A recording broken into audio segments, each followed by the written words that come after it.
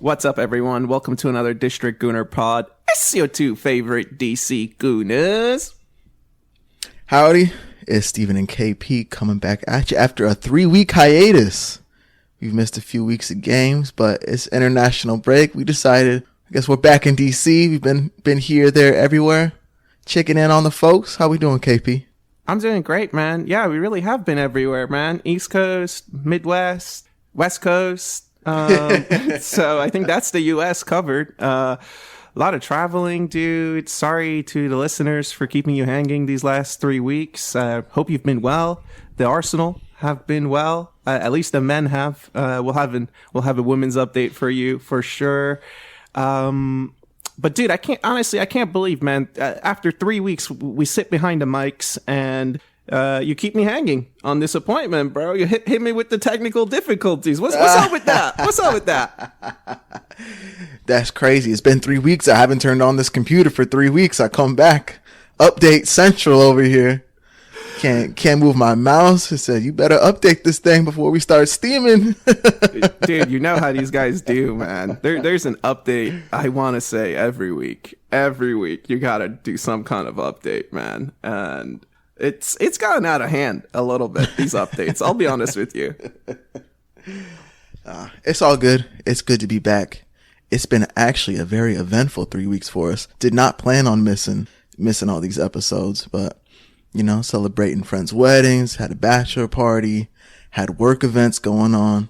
Actually, I think both of us saw some family, went back home separate times to go see some family. So like it's been good all around. And we've caught the Arsenal games though. You know, we stay watching. Yeah, separate families. So definitely had to. You're my brother. Had to say hi to our separate families. It was great. I don't really see my family that often, man. I kind of try to do like twice a year. That's my maximum limit. How do you feel about that situation? I see my family a fair bit. You know, sister had a kid, so I got a nephew now. First time I've been back, I got a few Uncle Steve, which was fun. That's always a good time. I'm gonna have to start calling you Unc on the pod, dude. Man, I'm Funkle. I'm Funkle Steve. I'm the fun uncle. All right, call me Funkle Steve. I think we will, man. All right, dude. Let's chat a little football, man. I think before we talk about everything that's been going on the men's side, quick update for everyone on how the ladies of Arsenal have been doing. They've had kind of a tough start to the season, man. You know, they had the 2-2 against City on the home opener. Then they beat Leicester 1-0. And then in October, they drew 0-0 to Everton. They started officially their Champions League campaign, which on the women's side, the format is still what we're all kind of familiar with and used to. They've got a tough group, man, but Bayern Munich beat them up 5-2, dude. We've been at the end of some of those, huh? Yeah, been there, done that. And then just this past weekend on Saturday, dude, they lost 2-1 to Chelsea. So I've read and I've heard a lot of things, especially from Charles Watt, the author. As you know, he's been reporting that the women's head coach is under a lot of pressure because expectations are very high. I mean, this Chelsea game, I tuned in for like the last 40 minutes, so I guess the second half, and they were playing good. It just wasn't happening really for them, but there were still 46,000 people in the stands. So they are pulling in spectators and they are expecting performances. The expectations are there. I'm looking at the table. So it's a 12-team table. They're sitting in 6th right now at 5 points. The leader's at 10. So it's early in the season's only 4 games played. So they obviously can pick it back up, but I think you just hit it on the head. It's the expectations are there for them. They've been good for the last few years. They do pull. They have great attendance. So the expectations are high. They are, but I mean, I'll be honest with you. I don't know if there are just other high profile coaches available to replace the manager. I think when I think back to the men's side, I feel like it's maybe a little easier to make changes if you have to. There's just a bigger pool of coaches. I'm not sure that's also the case on the other side, but I hope they give him until, Christmas. Usually, I don't really like to make changes sort of 2 months into the campaign. And if you hear a lot of background noises, my dog does have a guest dog staying with us, so the house is a bit rowdy. I'm not gonna lie to you. So 4 games in, even on goal differential, they're sitting at 0. Yeah, I mean, I think that's a fair shout. Give them some time. I don't know why they wouldn't be performing this season, to be honest. I haven't caught any games, but I do know they've been solid the last few years. So I think that's an interesting turn of events for them. Yeah. So let's flip to the men's side. Obviously, in the last 3 weeks, what's happened, man? Arsenal played 2 games in the league against Southampton and Leicester, won both. They played a domestic cup game against Bolton, won that, and a Champions League night, right, against PSG, won that, dude. That's not bad, huh? 4 wins in the bag, on the bounce, baby. Yeah, it's been a cool run. I think both of us caught that. Well, I guess you weren't. I caught the Bolton game in the airport. I was at the airport and I got to catch some of that. And that was a cool game. That was a rotation game. I think the sentiment after these 4 games, and we text back and forth. It's like, we're good. Like, we're just a good team, man. This club is solid right now. We're deep. The roster's good. Missing Odegaard all 4 games. Odegaard's out. I feel like I'm not going to say it doesn't matter, because if he was playing, the levels were always going to be there, but there's such worry about those 4 games, especially the 2 league games. Odegaard's not there. What are we going to do? I think players have come through and shined, which is what you want to see. So we are good. We are good. We are. I mean, I think, to be fair, the 2 teams that we beat in the league were just promoted, right? So that was nice to get the results against teams of that caliber. I think I did personally feel like there was going to be a huge hole left in the squad when Odegaard went down. But yeah, the manager, I think we have to give credit to the manager, because he's also found solutions. He's these last 4 games, we've seen 3 different starting lineups. I think that's super encouraging. We've seen rotations, and we've seen results following rotations. So I think there's a huge hat tip to the managerial team, who maybe in the past we've been a little critical of. Yeah, and we won these games in different manners. Again, I guess to your point, not the hardest competition ever. Bolton especially. I mean, that's just the cup game, right? So it was a huge rotation. So it was nice to see like Waneri playing. Got to see Raheem play, which was cool. But those other 3 games, PSG, that was a different style game. We put it on them in the first half, and the second half just sat back, let the game happen to us, basically, dealt with it. Let's just move on. It doesn't matter. 2-0. We're those guys. They're not going to score on us. Southampton game, that 60th minute, huge. I mean, that's not something that I don't think is in Mikel's DNA, and maybe it's starting to become a thing. Put out his team for 60 minutes. We're at a draw.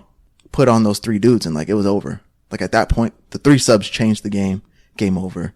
That is not something in his locker previously. So maybe this team is different. We're a little deeper. And then that Leicester game, I mean, that's just reminiscent of Arsenal in the past, 2 years? Kind of in the crunch. Crunch time comes. A big player steps up, puts us on top. That game was very close. But the keeper in that game, man, the Leicester keeper, I remember that dude. Huge game from him. We played really well. Like, we dominated that game. Just, I think different. We've won these games in different manners, and I appreciate that. We have. So to reflect on them a little bit more, I went back and I pulled headlines from just like 24 hours after each game period. All right. So let's maybe start out with the Bolton game. That was the first one. So here's 4 headlines. The first one is from The Guardian. Kai Havertz hits high notes. Oh, sorry, this is from PSG. Okay. Arsenal 5, Bolton 1. Raheem Sterling and Ethan Nwaneri scored their first Gunners goals in dominant victory over League One strugglers. That is the Daily Mail.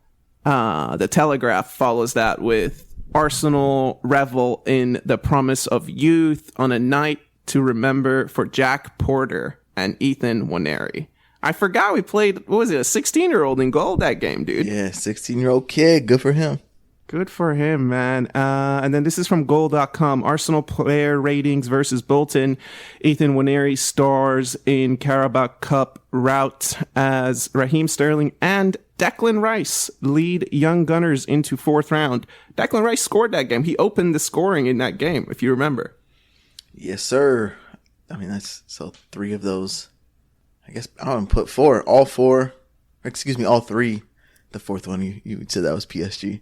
So 3 of those headlines, whose name is in there? Nwaneri. I think that's the first game we've seen him start and really put on. He was absolutely the star of the show that day. I know we were texting. I was watching the airport. Like, he was the star of the day. He had a brace, dude, and they were nice goals, man. Miles Lewis-Skelly also had a really good showing. That the theme of the headlines are Arsenal's reliance on youth. For a manager that doesn't give youth a chance, that's not so bad, is it? And it's really wonderful, man. The goalkeeper, he'll remember that night forever. I'm sure of it. Hopefully we get to see a little bit more of him, down the line. Not in our next game. I think Raheem Sterling starting to get some mentions also. He started the game against Southampton. We can come to that. But in that first sort of full debut for Arsenal, I've been okay with what I've seen from him, dude. Out wide, I've been totally fine. I think he's living up to the expectations. I feel like. Yeah, the Bolton game is almost like a one-off, and I'm remembering the schedule at the time. So we had just played Tottenham, Atalanta, City. Those were the 3 previous games, and then we had that Bolton game at home in the cup. So it was like a really good, feel-good game after 3 big ones. Three pressure games. You had this one-off in the cup. You played a bunch of kids. You won 5-1. It was just good. Good vibes all around, which was tight. You got to see Sterling playing, which was nice. I think Jesus played that game. So it was a good one-off, feel good, release some pressure. Like, even I just as a fan watching a game, like, felt no pressure at all. Like, that was an anxiety-free game. It is what it is.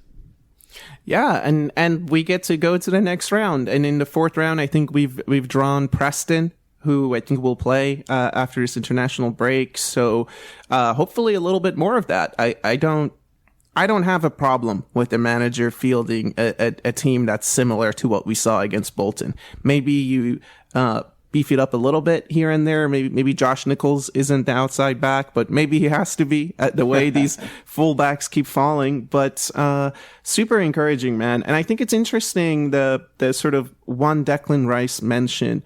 When you reflect back on the season opener, let's say these first 7 games in the Prem and some of the other matches, I've been personally a little underwhelmed by Declan Rice. I just think back to last season and the feeling of this 100 million signing. I think there were multiple pod titles that were Rice baby. And so far this season, to your point of we have a very good team, you forget there's 100 million man in the middle of the pitch for us, dude. That's the sentiment right now, 100%. Like, I don't think he's shined brightly. He absolutely hasn't. I wouldn't say he's put out stinkers, because he hasn't. I think he's been very consistent, but he hasn't shined bright. Maybe he hasn't needed, like, the need hasn't been there. Maybe that's why with someone like Odegaard out, maybe the expectation is that he will. But he plays his role to a T. He still made some really big tackles for us. I know he scored some goals for England now. He scored this international break, and he scored previously when they played Ireland. But yeah, this season so far, he's been solid. Obviously, taking the corners still, padding those stats. But yeah, so far so good. But there is definitely room to improve for him. He's played a ton of ball. He's playing a lot of ball. Got a lot of miles in his legs right now. Maybe that red card might have been good for him to set off a game. But so far so good, but expect bigger things from him. Absolutely. Yeah, that's the really fun part of just like knowing what we have in the bag and what's to come. It's like, oh, brilliant, dude. I can't wait to see him hopefully bag a nice little goal against one of these big three names coming up. You know, I wouldn't mind a little outside of box screamer from Declan Rice, dude. But let's turn attention to the PSG game. So let me look at these headlines, man. We'll start with the first one that I got wrong. This is from The Guardian. Kai Havertz hits high notes to knock down PSG and bolster Arsenal's belief. Belief is bolstered at Arsenal Football Club, they say, Steven. Let's see. Arsenal show impressive strength, depth in beating PSG. That's ESPN, dude. Gunners cruise to first Champions League win. NBC Sports, dude. What does The Athletic have to say? How Kai Havertz and Bukayo Saka goals earned Arsenal a comfortable Champions League win over PSG. Did you feel like we were going to get a comfortable win against PSG at home going into it? Absolutely not. Absolutely not. And that also goes back to Odegaard. Didn't play the game. But the performance was very professional, man. That's a professional win out there. So we've been in the this is the second year in the Champions League. Last year, the one big dog we played was Bayern Munich. I think we dropped our level in the first leg, and then the second leg just happened. It obviously was a close match. To me, it was kind of one in the air. We probably could have nicked that and won it, but it is what it is. Maybe that's the experience coming in. Bayern did what they did. This is a get one under your belt, I think, bolster Arsenal's belief. It's like, this is our first win against a formidable Champions League opponent. They were in the semis last year. They fielded a team of young kids, young folks against us. What did we do? We bullied them. We got on top of them. And we basically kept our knee on their throat, basically, right on their throat till the end of the game. Like, they just didn't get a sniff. Yeah, dude. I mean, I'll be honest with you. When I looked at the lineups that came out for the PSG Arsenal game, we fielded a 4-4-2, man. You know, the big dogs were in the back. Timber and Calafiori both started that game. That was cool. Trossard was the creator again, sort of filling in Odegaard's shoes, man. That cross to Kai Havertz for the first goal against PSG. Dude, that's measured, man. But then I looked at PSG's lineup, and like, I know Marquinhos, I know Hakimi, I know Mendes. Their midfield, I mean, Vitinha kind of stood out, but I don't know Zaire Emery. I don't know Neves. I know he costs 100 million, but I don't know him like that. I saw Barcola, who I don't even know who Barcola is, to be honest with you. I saw Kang In playing up top for PSG. Who? Like, this was the first time when I looked at PSG's lineup and I thought, wow, I don't know their forwards. I don't really know their midfield. Like, I did feel like we're going to win. Like, I don't think they're going to score. That's fair. Without Mbappe, right? A couple of those names I think are French national players. Like, I know Barcola played in the Euros. Like, he was on their team. He did get some minutes. But yeah, it is definitely an Mbappe-less team. But I would still consider them to have more experience than us. PSG's been a front runner in this competition for, I mean, years now, right? I would almost put it on a decade long. They've been having great runs. So to me, it's just a good opponent to play. You get over top of them by playing a very solid professional performance. From those headlines you read, like, it wasn't this one was in the air. We didn't know which way it was going to go. It was like, no, job done by Arsenal. Let's bring in the next opponent. So that's what I appreciate about that one. Yeah, no, 100%, man. And still a long way to go in this new format. So it's a draw against Atalanta. It's a W against PSG.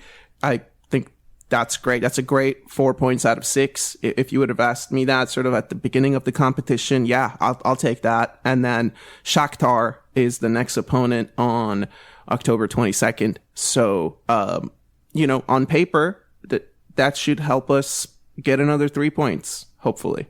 But we'll see how everything pans out. Let's should we go over some of these Leicester headlines? It was a tight game, man. That was a nervy one. Let's see, what does ESPN have to say? Saka, Trossard, star in win versus Leicester. The Athletic says Trossard's late goal sparks delight. Waneri impact. Defensive lapses. Kind of a fun headline, that one. I think we can unpack that one. And then NBC Sports says Gunners halt Fox's comeback in stoppage time. I actually forgot totally, to be honest with you. Both of the goals we scored to win that game 4-2 came in stoppage time. Huge testament to the fight of the team, dude. Very late. We left that one late. And I just remember that keeper, like that dude from Leicester. I mean, I never heard of him, but he was just making incredible saves. I believe at the end of the game, our XG was over 3. We ended up with the 3 goals, but that kind of means we were on top of them all game. They obviously landed their chance. Good for them. Justin with that wonder strike. Woof. Put that one for goal this season. That was incredible. So we got to watch this one at a bachelor party. We woke up early. West Coast. This game was on at like 7 a.m. So we woke up to watch this one.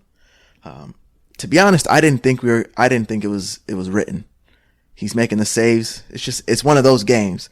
You're watching it. It's just one of those games. We're going to end up with a draw. Take your point, I guess. Kind of sad. Outplayed him.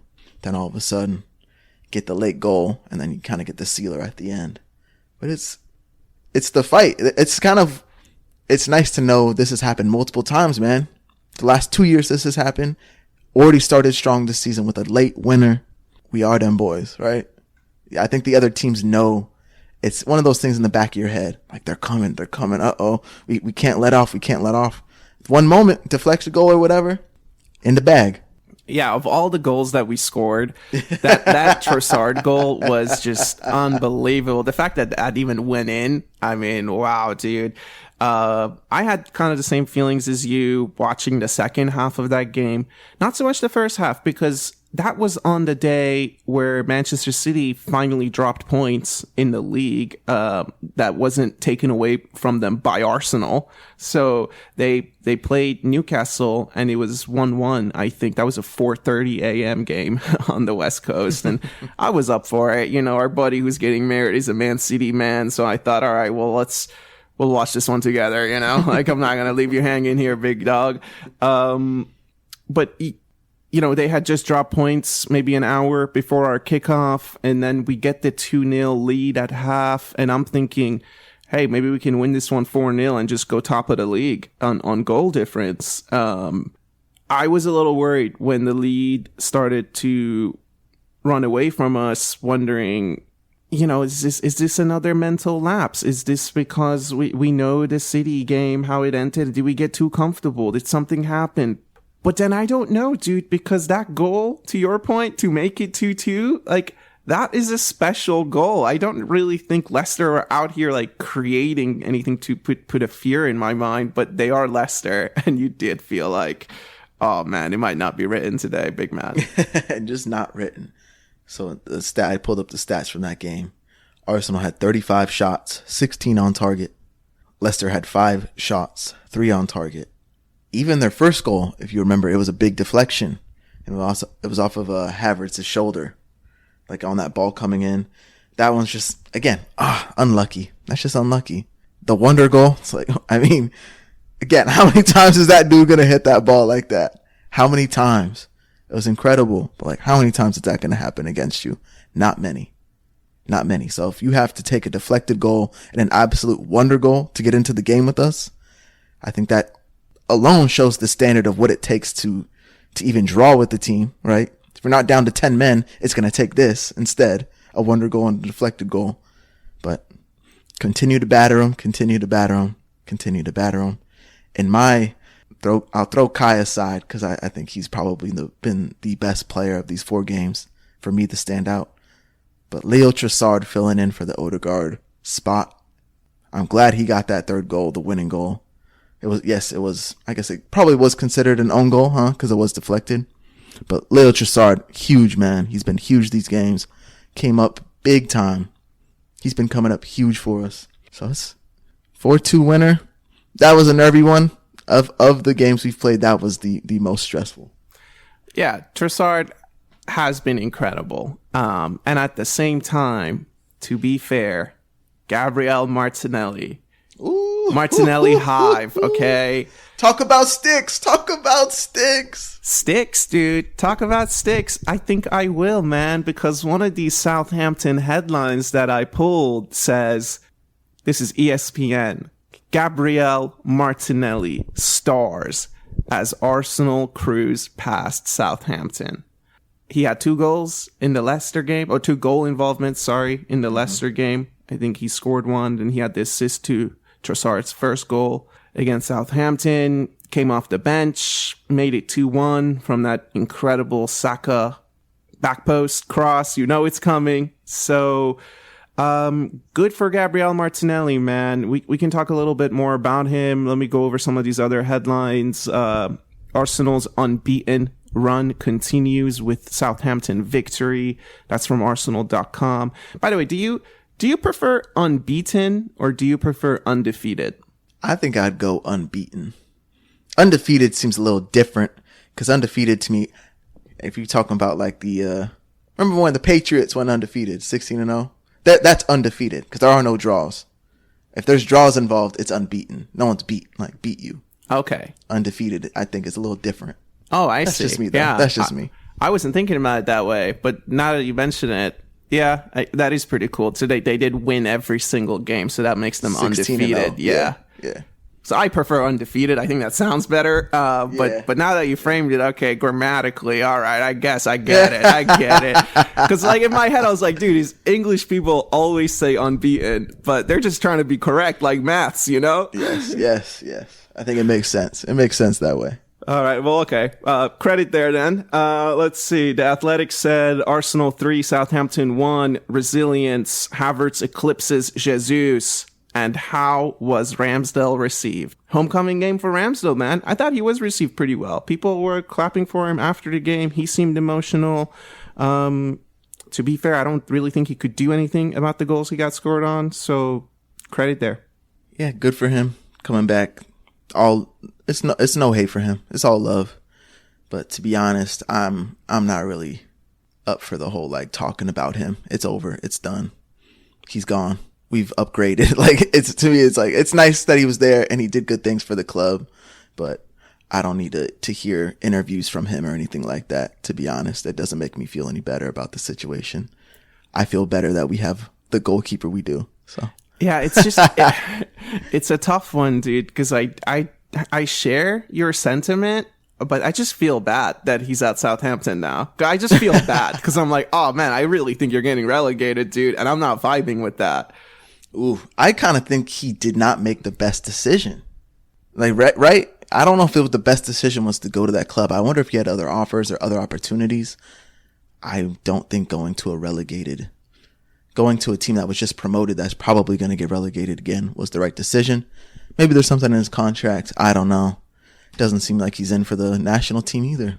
Yeah, no, that's definitely been tough. But that's football, and he seems to be really, really prioritizing playing. And I guess as a goalkeeper, you kind of have to.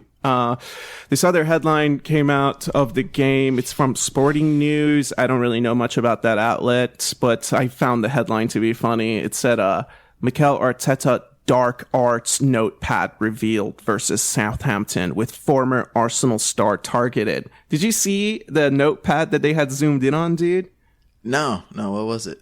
Oh man, there's a little, they could only decipher like 3 things that he had written. And, the second one, I don't think they could figure out. The first one said force AR 6 yards. So that's the former Arsenal star that they're referencing and being targeted. He's just telling the team to like challenging him in his 6, basically, I think, for crosses, other stuff like that. And then the third note they had deciphered was, don't let them switch. That's dark arts, baby. That's dark arts. Dark Arts FC, dude. if it was so simple as to just don't let them switch, like more managers should use it. Honestly, don't let the other team switch. Okay, this is a big deal. Yeah, why are we the bad guys? That's just. I guess other coaches should take notice of that. That's a common tactic. Dude, it's so funny. I'll tell you what though, man, from all of these headlines, so the Southampton game, Havertz and Saka are both mentioned in the headline. The Leicester game, Saka, Trossard, Havertz are all mentioned in a headline. The PSG game, again, Havertz and Saka are mentioned in a headline. Saka and Bukayo have just been running show, to be honest with you. You said Saka and Bukayo. Did you mean Saka and... Oh, sorry. Yes. Saka and King Kai, dude. They've just been... Yeah, I said that, so I threw Leo aside, threw Kai aside. I said he's probably the best.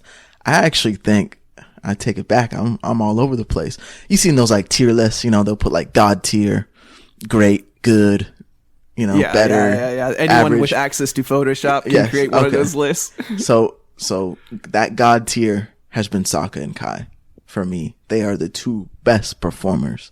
100% in the bag. I mean, Saka's... Go ahead. Can you also put Raya in there or not? Are you only reflecting on the last four? I'm only talking about the last 4 games. Okay. Yeah, last 4. Season-wise, you could probably put Raya up there. He has been. But these last 4 games, I'm just considering what this era when Odegaard's not in, starting with Bolton though. I mean, he's incredible, man. His assist numbers are like through the roof. I have a stat for you. I'll do that in just a minute here. I got a couple questions about his stats. They're crazy. Kai Havertz, I mean, his goal involvements through the roof, man. They're talking about non-penalty goals. I think goals and assists. He's even with Erling Haaland, the hat trick machine. I don't know how that's even possible, but I guess, do we have a robot on our squad? I don't know, man. He certainly doesn't seem to be running out of any oil, dude. He just keeps running every single game. No matter what it takes, he does it, man. And I love the tiering thing that you've brought up. So your God tier, you put Saka and King Kai over these last 3 weeks. What's the tier below that? We'll say it's like great. Who's been great? Okay. And I would put Trossard in that great tier. Trossard and Martinelli have been fantastic, both of them alone. Trossard has filled the spot. He's done excellent. Martinelli finally getting some numbers, bro. Finally getting some numbers. So I'd throw him in the great tier. I think that's fair, dude. Go ahead. And if you had to throw one defender in, I think there's one defender that comes to my mind. Who would you throw in? Steven, we've only had one defender that should come to anyone's mind, okay? Mr. Man of the match, no matter where I play, okay? Mr. Big Teeth and a Big Head, okay? That's my center back, dude. How Big good man. is Big Gabby? Big Gabby has been incredible. Big man. I mean, I give credit to Timber. Guy Fiore. I call him Guy Fiore now. This Calafiore cat, man, unbelievable.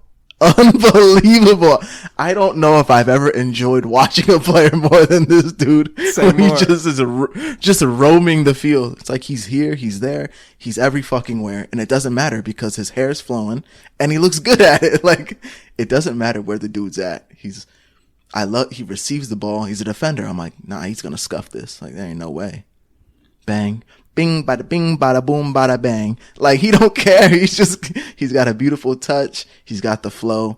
The energy is just like unfathomable. The energy this dude brings is crazy.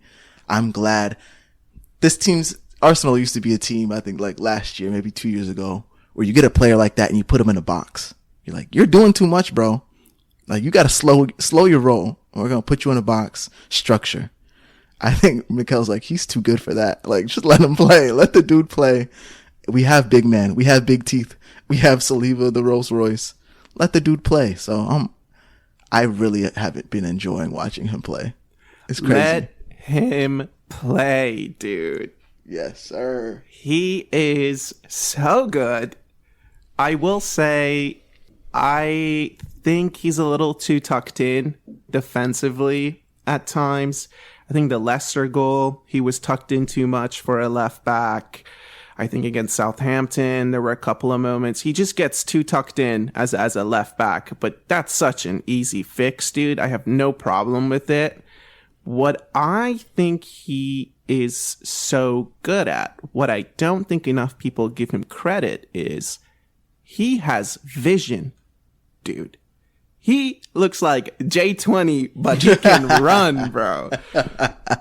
The way I've seen him switch the ball a couple of times to Saka, that's nice. We haven't really had that. That's been great. The ball gets to Saka a lot faster, dude. The way he finds himself in the middle sometimes and just like one times it to Martinelli. He had a couple of those, dude. And I mean, to pull up against Man City and to score the goal that he did, like, he knows he's good, dude. He knows he's good. The vibes are just crazy when he's on the field. He's had lapses. Oh, he's had a few lapses for sure. I live with them. Like, I live with the lapses. It's worth watching him just maraud up the field. There's a few times you don't know who's that kind of dude at the left forward position. Calafiori just sticking his nose in, like, all right, cool. Win it on the front foot. He's pushing forward. Yeah, there's lapses in the back. But again, and we've said this about a few other players, when you have those other defenders behind you that are just, I mean, absolute rocks, I think you depend on them, right? Saliba against Leicester, the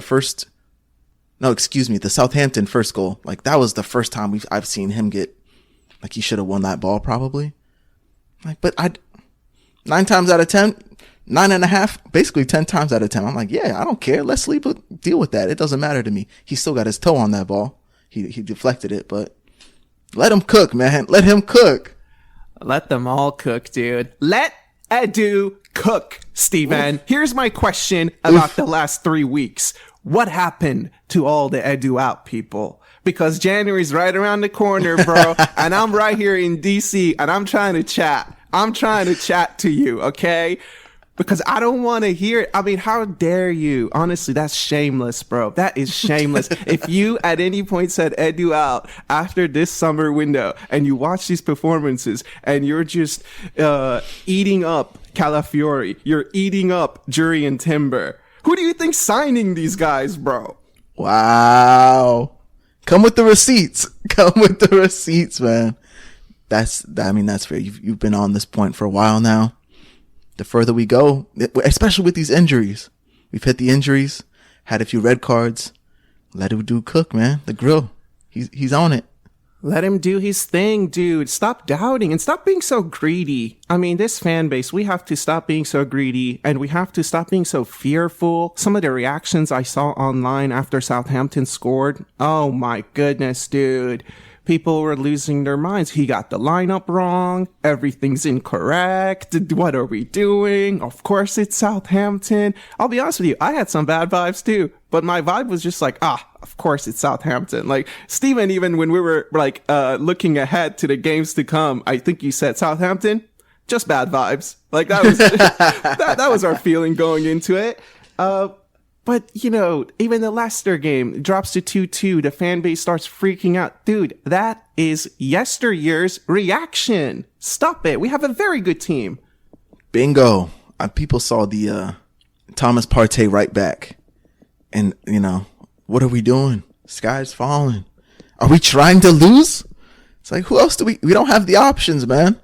And Thomas Partey is probably a better option than throwing out a kid, right? Throwing out Nichols or something like that at right back. It's Southampton. Like, it's no disrespect, but like we did fine. Thomas Partey's a world-class player, and he's been doing well this season.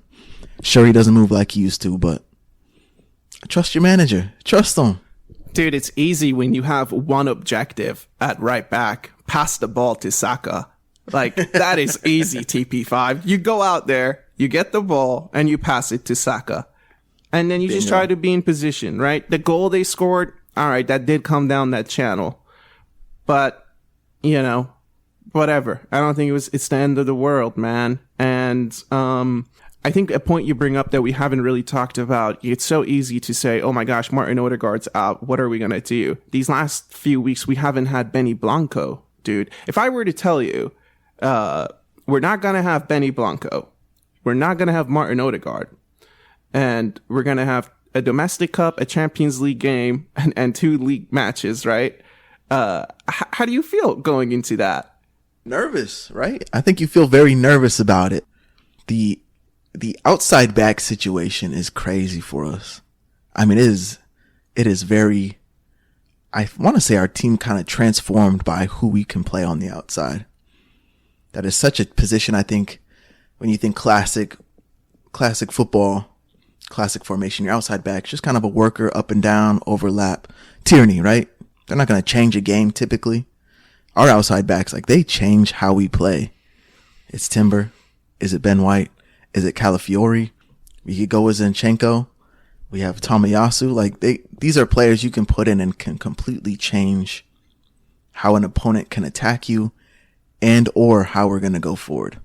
We have very defensive players. We have offensive players on those outside backs. I think that this season for me so far, like, that's the biggest thing I've seen. And this is even with Odegaard out, like, oh, maybe we have another midfielder. Like, no, our outside backs are just doing so much work for us going forward and back. It's, I think it's crazy. The fact that we always buy defenders. It's like, what's going on? Maybe this is why somebody sees something, right? Somebody sees something. Yeah. And his name is Edu fucking Gaspar. Okay. He can see the goddamn future, dude. That's how talented he is. Stop doubting my chef, bro. Wow. Stop it. Stop all the doubt, dude. Leave it somewhere else for those 90 minutes that we're playing, man. That the universe doesn't need that kind of energy when the Arsenal are playing these days, dude. And you look at the outside back, Steven, you've talked about Calafiori. I mean, the one they called Jury and Timber, he hasn't been short of highlights over the last few weeks, has he? He had, like, the most chances created as an outside back against Leicester? Big. I know he's hurt. He's hurt for Southampton. I hope he comes back strong. But I mean, left back, right back, basically a new signing, man. It's obviously, I love him. That's my dude. I've been trying not to say his name all pod. I try to keep his name out of my mouth, but he's my one to watch, and I'm glad I picked him because he's fantastic. Fantastic. No, definitely, dude. But, a point that I'm kind of struggling with the fan base is I've already seen a lot of people say, when everyone's healthy, it's Calafiori and Timber as outside backs. Is that how you feel? I'm shocked how quickly the fan base has forgotten how good Benny Blanco is. It's like they forgot just a month ago he stood up for our team by belting a ball at John McGinn. Ain't nobody is doing that, bro, but Benny Blanco. That is actually a very good question. Cup final. Who plays? I don't know. I want to say Ben White probably gets in. If everybody's healthy and raring to go, I want to say Ben White gets in. But I want to say we're probably going, if everybody's healthy, we're leaning more towards matchup-driven players. I can see it going towards that direction. Matchup-driven players. McKellen probably obviously is going to know more than me. I'm going to trust whoever he puts in that cup final because it's happening. But that is actually a very good question. So you're riding Calafiori, Ben White? I actually think Timber and Ben White play. I don't think Calafiori starts a cup final tomorrow. Too scary, huh? A little too much. A little bit. I just think, those first 5 to 10 minutes, I need the team to be calm. I just need us to kind of deal with it, get our shape. I'm not so much interested in go on and be a stallion, So I mean, it's looked a little smoother, but I think where I want to kind of segue this into is Gabriel Martinelli, because I want to debunk everyone who has talked for the last 2 years about how Gabriel Martinelli's form is off because we got to figure out the left-hand side. We just got to figure out the left-hand side, right? And you've made the point before then, well, who's Trossard playing when he plays on the left-hand side? Why aren't we figuring out the left-hand side for Trossard? I bring this up to say Martin Odegaard's out, Benny Blanco's out. Guess who just keeps performing game after game after game at right wing? Bukayo Saka, because it don't matter who I'm playing with. That's my level. God tier. He's God tier. I'll throw the stat out now. So this is most Arsenal assists in the Premier League. Okay. In Premier League history for Arsenal. Where do you think Saka ranks on that list? In history? In Arsenal history. I mean, he's been with the first team, what, I want to say 5 years now? So 5 years, putting him in history. We've had some great assists. We've had some great creative players, man. You know, Mesut, Cesc, TT. So Vieira was a long timer. You had Van Persie, Pires, Walcott was a long timer. Ramsey was a long timer. You had Bergkamp, Henry, Fabregas, Ozil, Aaron Ramsey, long timer. Where does he rank in top 10 right now? I would say he's I'll go with 7. He's number 7, so I'll go with 7. Wow! Did you see the stat? No, I have no idea. Are you cheating? No. I literally just said 7 because this is numbered. If I got it wrong, you got it. Just did that to me. You got it right. You got it right. He is 7. He has 42 assists. Okay, 42 for assists in the Premier League. Thierry Henry is number 2 with 74. So he's already halfway there. Number 1 is Bergkamp with 94. Which, I mean, he's got to keep up his current rate to get there. But that's crazy. 42 assists already in this young career. That is pretty crazy, dude. Because what? So he's got 7 so far this season. I think last season he had maybe double digits. But it was like fewer than 15. So let's just say he's got 20 of those number of assists in the last couple of years. I think what's really impressive about the stat is that he hasn't played in as good of Arsenal teams as some of those guys have. He's just now gotten to a point this year where he can say, yo, I got some ballers around me. Like I can spread the love. So that's super encouraging as to where he can go. I would say today on this pod, he will become number 1 on that list. I would think so. If he stays with the club, which I don't think he'll be going anywhere. Homegrown. He loves it. We love him. Yeah, he's on his way. He's on his way to glory. Yeah, he is, man. All right, let's do some more stat chat. I like it. So actually, I'm going to just focus on the Premier League, these 7 games that we're in. Can you guess how many goals we've scored in the Premier League so far this season, Steven? 20. 14. Yeah, 14 from 7 games. So, 2 goals a game. That's still a pretty good average. King Kai leads the line with 4 goals. Second place is Big Gabby with 2 goals. You have Gabriel Martinelli with 2 goals. Saka has 2 goals. Trossard has 2 goals. Calafiori has 1, and Thomas Partey has 1. So really spreading the love. Really spreading it. Yeah, but it looks like Kai Havertz, 4 goals in 7 games. We said he could get 20. Can he? I still think he can get 20, dude. Yeah, and just like that Leicester game when that guy kicked the ball off him, he scored. If he's getting goals like that, of course, it might be written. Yeah, this is the part where it gets a little weird, man. On the assist side for Arsenal, Saka has 7, Martinelli has 2, Havertz has 1, and Timber has 1, and that's it. We got no assists from the midfield and no assists from other outside backs. That is a place where something's got to change. And I don't necessarily know, is it, yes, it can go down to Odegaard not being there, but for no other midfielder to be listed on here is strange to me. I think a center mid should have an assist 7 games into the season. I think that goes back to Declan Rice. We were talking about him earlier. That's someone you expect to be on the list. Yeah, I guess we haven't scored any of his corners, right? All the corners we're scoring are coming from Saka. Yeah. You expect him to be on that list for sure. Can you guess who has made the most passes for Arsenal? It's either Raya or Saliba. I'm going to go Raya. No, it's Saliba. You had it, dude. It's crazy. William Saliba has completed 415 passes David Raya is in 5th place with 212. But for our goalkeeper to be the 5th most passes, again, it's not great. But I guess the second one is Big Gabby, and the 3rd place is TP5. So interesting. This one's going to surprise you. I really think this one's going to surprise you. This is shots. Can you guess the top 3 shot takers that we've had this season? Martinelli. Nope. Oh, I mean, 2 of them are you had in the bag. Wow. I'm going to go with Havertz. Yep. Trossard? No, he's not 3. Number 3 is so shocking, I think, dude.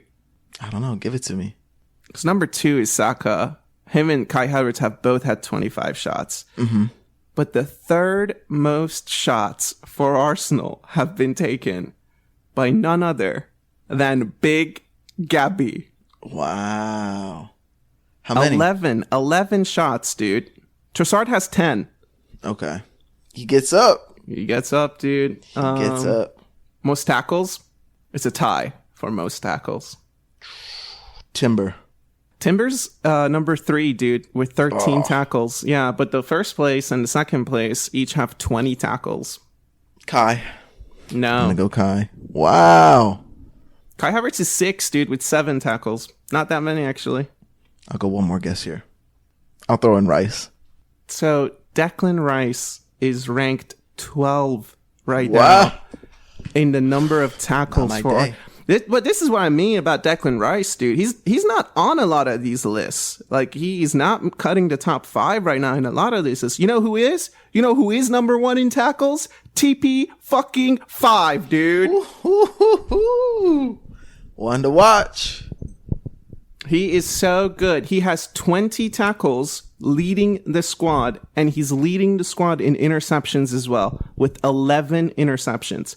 That's our number 6 that everyone says is done. Like, he shouldn't see the pitch again, ever. Let me go on a little tangent here. We talked about Thomas Partey. You chose him as your one to watch. I never really had bad feelings about him. Sure, he doesn't move like he used to, but I think he came in the end of last season because he's a good player, and Mikel trusts this dude. Fan base doesn't like him. He's going to be our scapegoat to start this season, right? And he was our scapegoat, but he started playing well. And I think people slowly start recognizing that, and you can't blame him. And you can't blame him anymore. Now I don't necessarily know who the scapegoat is, but who has the fan base kind of turned around. There's 2 players this season that it went from Partey and it turned to somebody else, and I think now it's turned again. So it went from Partey, who did we turn against? I think the fan base is turned against Jesus, dude. So that's who it turned. It went against Martinelli because he can't get any numbers. He scored a few games. We let him off. You're doing what you got to do. He's back. Now we turned against Jesus. It's like this. I think that's part of our heritage. Like, there's just one player we have to be like, this guy. It's like, it was Partey, but he's playing, bro. And once you start performing, I think we recognize it and we let you off. Like, we can't go at you anymore. Martinelli, you're not performing, bro. He comes with a few goals, gets an assist. All right. Now Jesus, he's not performing. He's just not. So we've turned on him. So it's always somebody. It is, dude. It's like human nature in a way to just find one thing and say, that's it. That's where the fault lies. And yeah, we're looking for it. I guarantee you, if we had lost one of these last few games, it was going to be Jesus who was going to be under like incredible pressure from everyone. What's he doing? He's not creating anything. I mean, he is, he is. Okay, I get it. He's not pre-World Cup Jesus. He's not doing man up in the corner and then putting it 90. Okay. And I've had some issues with his decision making. That's the part that bothers me about his play. Is that, like, dude, you're a veteran. You've won the league multiple times. You're an international. Like, this decision making has been, even the goal that Havertz scored against Leicester, right? He was the one who took that shot instead of maybe just squaring it and then the deflected shot. We like get on the end of it. But It's not great. It's not great always trying to find a scapegoat. And when we run out of players, all the fingers go to the manager. I was thinking about it, and I saw some posts online. It's like, man, we really always do kind of have somebody in the back of our head. And like Partey for me is someone that's always going to be on a short leash. When you have someone like Declan Rice that's not playing the 6, that can, and probably, and maybe we'll talk about this in a little bit, probably will be soon. But like Thomas Partey's on a short leash. Like that's just what it is. But he's playing well, so you can't really talk bad about the guy. The Jesus one, that is a little different because I'm with you. I think his decision making's not there. I also think that's because he isn't performing. Kind of like Martinelli, like he's getting the chances, or he does get some opportunities, but you don't know where his head's at. But yeah, maybe let's not do that. I know me and you with Martinelli, we like to talk about him. Like, where's this dude at? Where's his head? So I'll keep that in mind going forward. Yeah, I'll have to go and listen back to it, but I don't think that we were attacking him necessarily. Oh, no. Right? I felt like we were always saying we know the potential, we know what's there. We just think he has an impact to make off the bench, like he did against Southampton. Okay, this is the thing about all the arguments that they were making for Martinelli. They've literally all been debunked in the last 3 weeks, dude. This left-hand side we talked about, this notion that Gabriel Martinelli is there to tire the defense, and then Trossard does it. It's like, all right, so like, what was that Sterling's role against Southampton, to tire the defense, and then Martinelli comes off the bench and scores?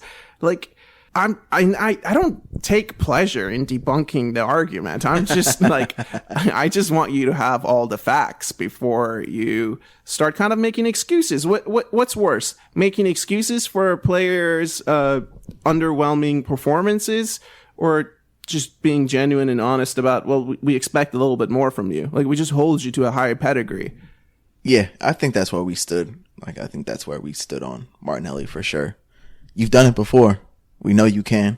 It's for me, at least, something going forward. Like Jesus, like I'm not gonna be talking about him like he needs to do better, because I think the proof is in the pudding. He's not on the starting lineup. He's not on the first 11 for me. He's just not. And I hope that he can come off the bench and get numbers, but for me, it's pretty solid that he's not a starting 11 player. Yeah, and it's not like we have a lack of games, so he'll get his time. Okay, like his time will come. We're just about to enter November. We're just about to enter December. There's going to be a lot of back-to-back games, and we need the full squad. I will have to ask you this question though, based on the last few weeks. Let's say everyone's healthy, and we have a cup final tomorrow. And the back line, I think we already sorted that, where we stand on it.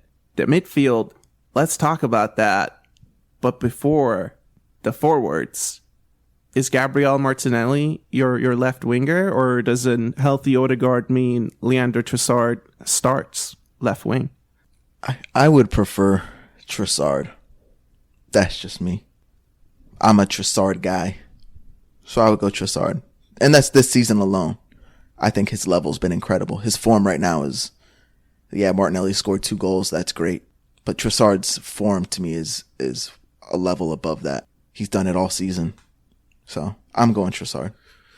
Yeah, no, I'm with you too, bro, because I do feel like Gabriel Martinelli has found his form, but Trossard has just continued his form. So that makes it a pretty easy decision for that left wing. But in the midfield, going back to TP5 and scapegoats, I think when you say TP5 is on a short leash, I think you mean that he's on a short leash with the fan base, not necessarily the manager. Yeah, I think that's what I said, and if I didn't, that is what I meant. I meant with the fans, he's on a short leash. That is correct. Mikel obviously trusts the dude. He's picked him again and again and again. So I don't think he's on a short leash necessarily with the manager. I meant with the fan base. If he does make a mistake, we will turn. They will turn. We won't turn here on District Gooner Pod, but they will turn. Yeah, okay. Got it. So I think the fan base wants the 3 in the middle to be Mikel Merino, TP5, and Odegaard if everyone's healthy. And No, Rice. You said TP5. Oh, It'd be yeah. Marino, Rice, Yeah. and Odegaard. Man, I'm all over the place. 3 weeks off, today, man. Dude, 3 weeks off. It ain't easy. It ain't easy. I don't know. Mikel Marino, he got some time in these last few games. Have you been? What's your take on him, dude? That's a tough one because I don't think I've seen enough. I don't have a good vibe yet. Something that I saw, which was a very interesting little clip, was the goal Martinelli got at the back post. So Southampton, and Marino came on. So Saka's on the right side. He picks his head up. The way the guy clipped it was like Marino looks out at Martinelli as Saka picks his head up, and he like points at Martinelli, and then he starts running inside, like towards the keeper, towards the goal. And that leaves Martinelli tons of space on the back post. The way it's clipped is like Marino saw that go. He's like telling Martinelli go. And he starts making his run into the box. He picked up the 2 defenders and Martinelli was by himself. I don't know if that's like the fact or not, but it looks like that. And when I saw it, I was like, damn, like that's a smart play from him. That is a veteran on the field, right? That's a veteran. Like 100%. You'd like to see that from, I could see Xhaka doing that. Somebody of that caliber. So if that's something he did, awesome. Obviously he's a ball winner. Made a few sliding tackles, I think. Definitely a big one against PSG. But I don't think I've seen enough. Is that where you were at?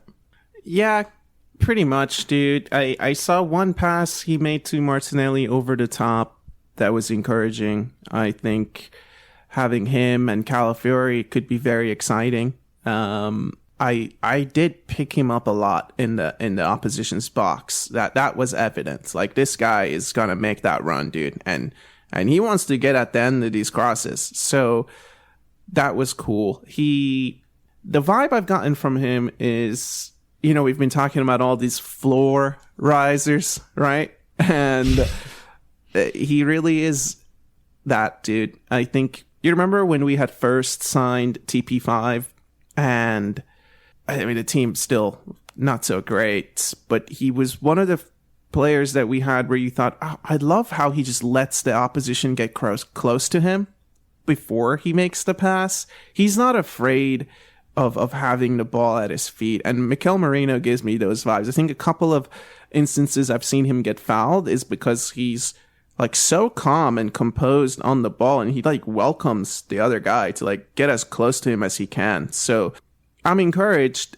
I'm not sold. I think if it's a cup final, yeah, bring him off the bench. And I know he can make an impact. And I know Declan Rice can play full 90. No problems, man.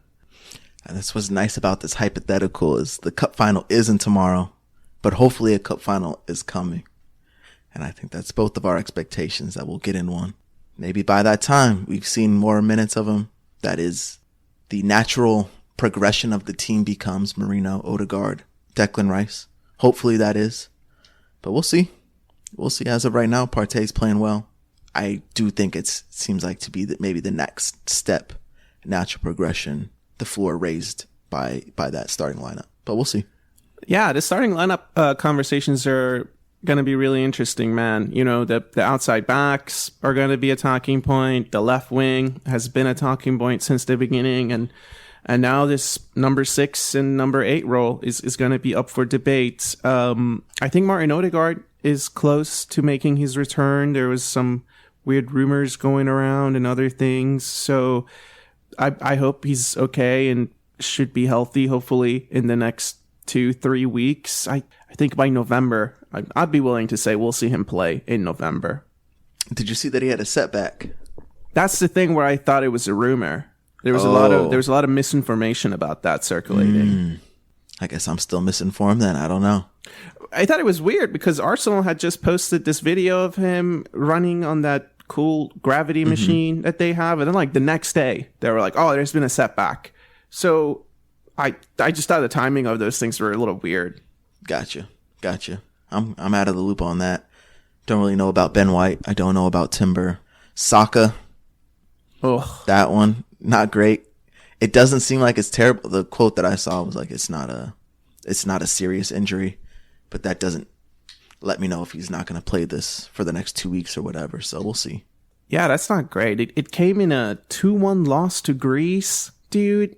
Like, England cannot be serious.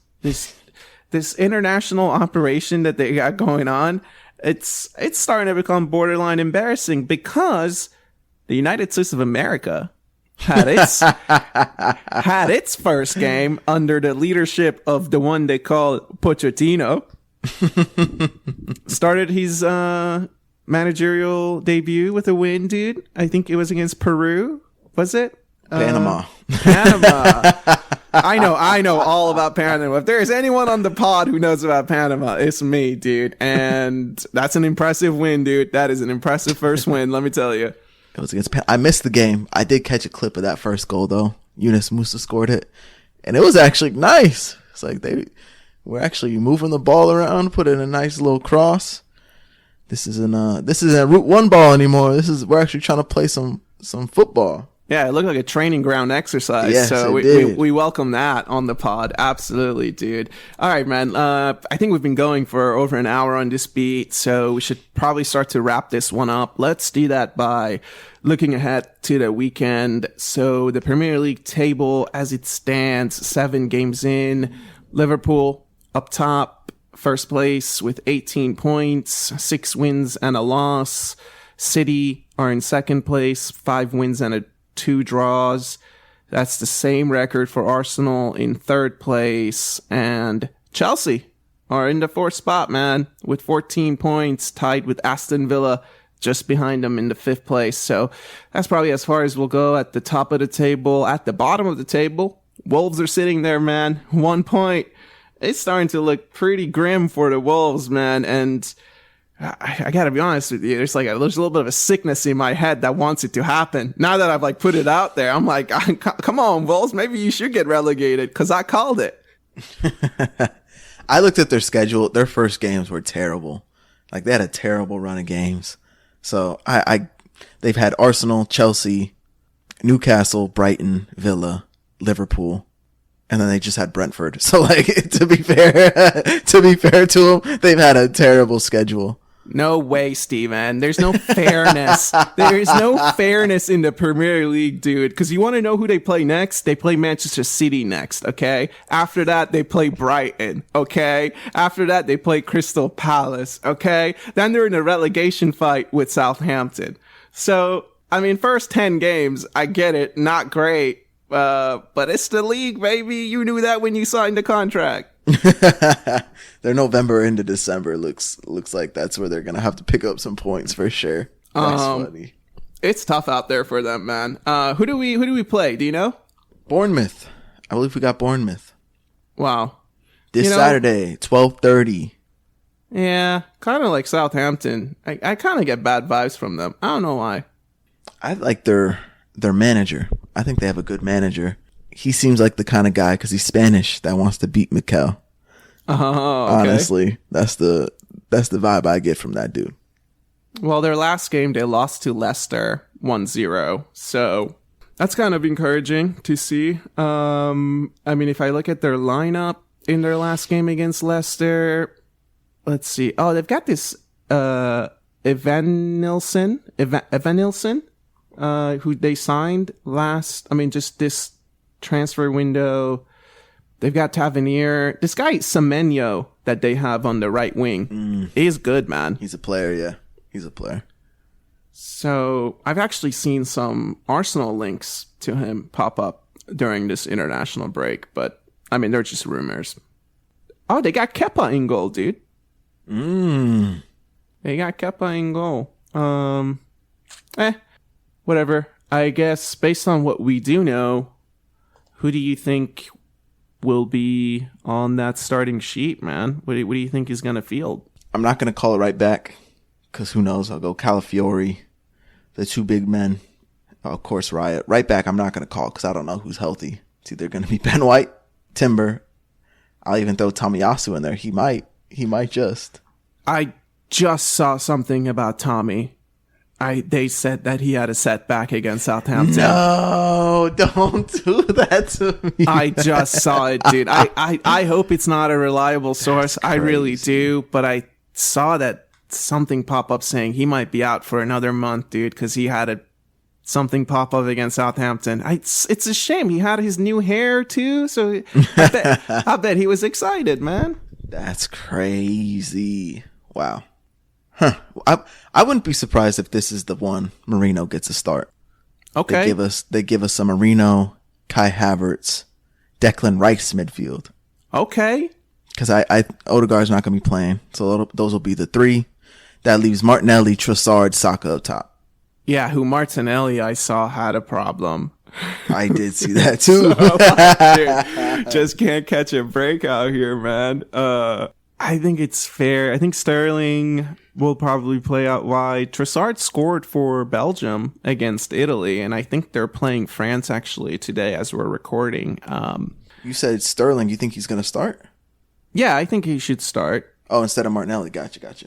Yeah, if Martinelli's not 100% against Bournemouth, it's an away game against Bournemouth. So, like, I think a score prediction, I'll probably say I can see a 2-0. That's fair. I think that's probably where I'll go. 2-0. Yeah, but the lineup, I couldn't tell you. I guess we'll see. It'll be interesting. Who's in your? We'll leave out the back line. Just give me your front three and your three in the midfield. Yeah, I think Sterling, Jesus, and Saka. Yeah, it's Bournemouth. I mean, dude, these guys have to find form and they have to play a little bit. And it's like, if he doesn't play against Bournemouth, then like, where's the playing time gonna really come, man? We play Bournemouth, and then 3 days later we play Shakhtar, and then 3 days later we play Liverpool. Jesus is not playing against Liverpool. He's not starting against Liverpool. So after that, it's Preston. I think these are these 3 games in October being Bournemouth, Shakhtar, and Preston.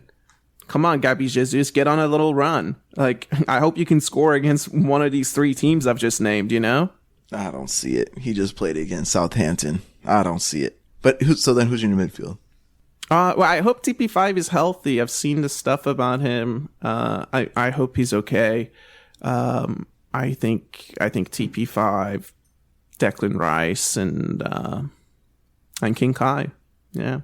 So you're leaving Trossard off the team sheet, huh? Just because he's also playing for Belgium now. I don't know exactly when he gets back, but if he's gonna come back and join, he's playing today. So if he comes back Tuesday, joins the squad Wednesday, he'll have a training session Thursday, Friday, and then he has to play Saturday. I mean, I think he can do it, but I kind of enjoy rolling the dice against a Bournemouth and saying, go on Jesus, go on Sterling.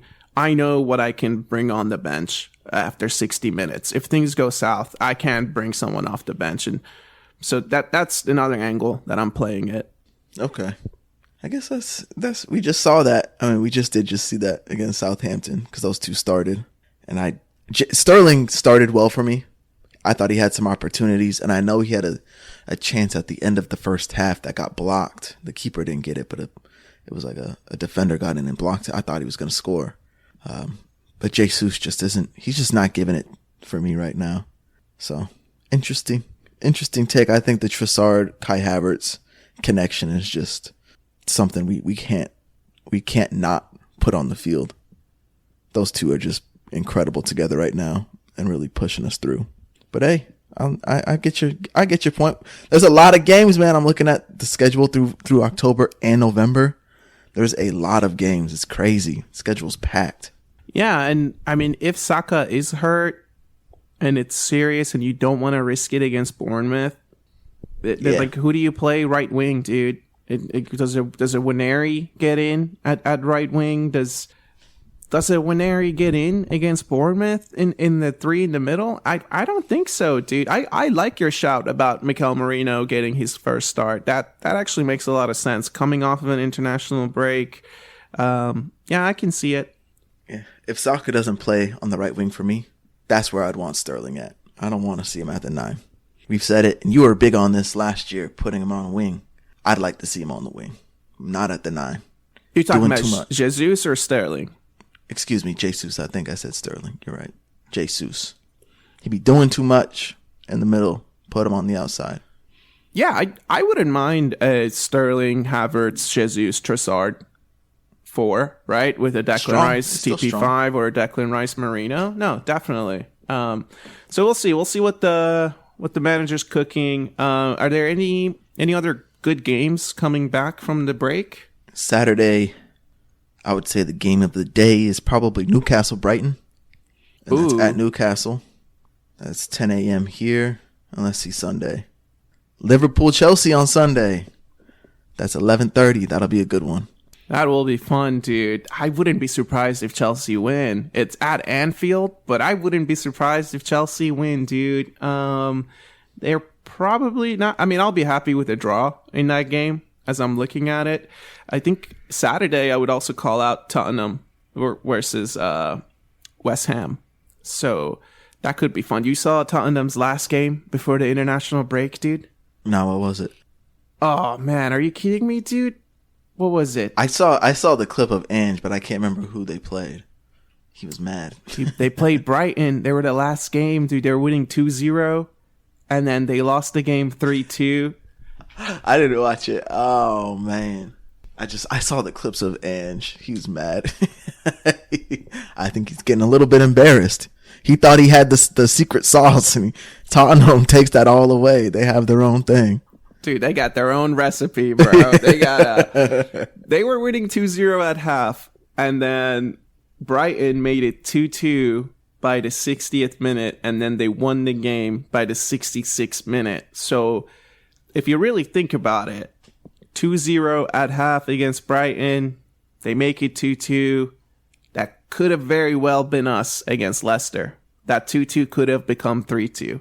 But I guess this is just a difference in the levels, you know? Be like that. He thinks he's got the secret sauce, but it doesn't matter what you put in shit. It's still going to taste like shit. Yeah, I think we'll have to end on that, dude. So thanks everyone for spending time with us. As always, you know, we appreciate it. Do take care of yourself this week. Enjoy the game on Saturday, and we'll probably see you on the other side. Be easy.